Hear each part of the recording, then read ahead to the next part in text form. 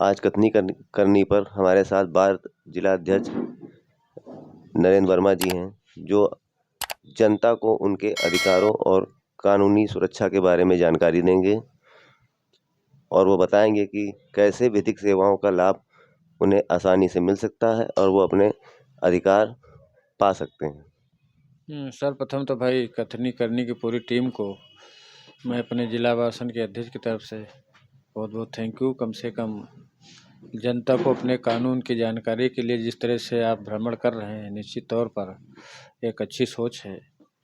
अब रही बात जनता को कानून की जानकारी के लिए, इसके लिए सरकार ने भी तमाम योजनाएं लागू कर रखे हैं, चाहे वो एडीआर हो, चाहे सुलह समझौता केंद्र हो, चाहे जिला विधिक प्राधिकरण सेवा हो।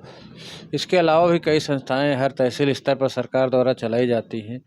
जनता को अपने, जहाँ तक मेरा मानना है कि छोटी मोटी बातों को लेकर के उत्तेजित नहीं होना चाहिए।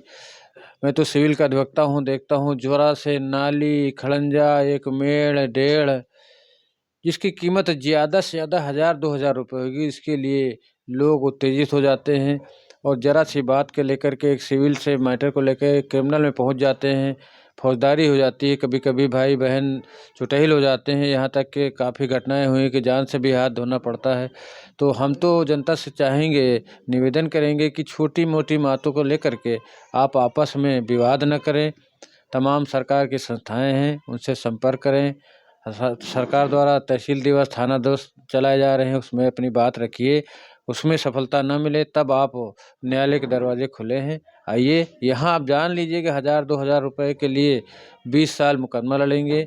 20 साल में आप अपने जीवन का कितना समय नष्ट करेंगे, कितना पैसा नष्ट करेंगे, इस पे आपको विशेष ध्यान देना होगा। इसी में हमारा सब समाज पीछे है। छोटी छोटी बातों पर अपना योग भावना में भिड़ जाते हैं, मोच की लड़ाई भी आ जाती है। देखिए, मोच काम नहीं आएगा, काम आएगा आपका परिवार।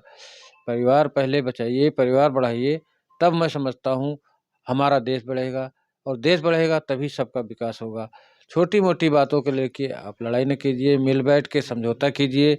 ना बने तब आप एक कानूनी कार्रवाई के लिए आपके दरवाजे खुले हैं, जब चाहे आ सकते हैं। पुलिस की भी मजबूरी है, अगर आप विवाद उत्पन्न करेंगे तो पुलिस को शांति व्यवस्था के लिए 151 का प्रोविज़न दिया गया है, वो 151 की कार्रवाई करते हैं।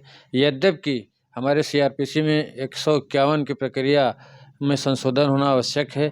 कभी कभी देखा गया है कि 151 में अमीर आदमी का चालान नहीं होता है, गरीब आदमी का चालान हो जाता है, जो कि एक परिपाटी से अलग है। हमारे यहाँ एक बार में एक हाई कोर्ट के आर्डर से विधिक चर्चा हुई थी, हमने वहाँ भी रखा था 151 की परिधि, चाहे अमीरी हो चाहे गरीब हो, सबके लिए कानून बराबर है। लेकिन अगर आप पॉलिटिकल मजबूत हैं और इकोनॉमिक मजबूत हैं तो आपका चालान नहीं होगा, ऐसा नहीं है।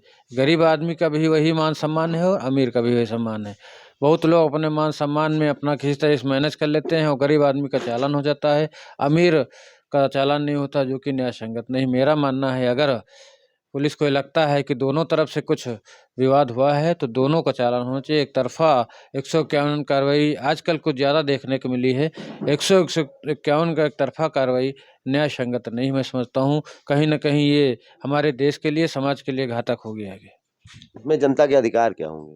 जनता के बहुत अधिकार है। 151 में अगर एक तरफा चालान आपका होता है तो आप इसके चालान के अगेंस्ट जिला जज के यहाँ रिवीजन कर सकते हैं कि देखिए, मेरे को ज़बरदस्ती चालान कर दिया गया, मेरे निकोनेंट अपोजिट पार्टी जो धनाढ़ था उसका चालान नहीं किया गया है। आपके सारे अधिकार हैं। अगर जिला जज के यहाँ आप पैसा लेने नहीं तो जिला विधिक प्राधिकरण में भी आपको सारा अधिकार है। डीआर में आप दरखास्त दे करके बिना कोर्ट फीस के आप न्याय पा सकते हैं। जनता को ये थोड़ी जागृति आना चाहिए कि हमको कैसे न्याय मिलेगा। ये सारी सुविधाएं हैं, जब चाहें तो समय समय पर लोक अदालत लगती है, विधिक सेवा प्राधिकरण द्वारा समय समय पर कैंप लगाए जाते हैं। आप उसमें लेकर के उपस्थित होकर के सारे कानून की भी जानकारी दे सकते हैं। हमारे पास आएँ तो मैं भी निःशुल्क सलाह इस संबंध में दे सकते हैं।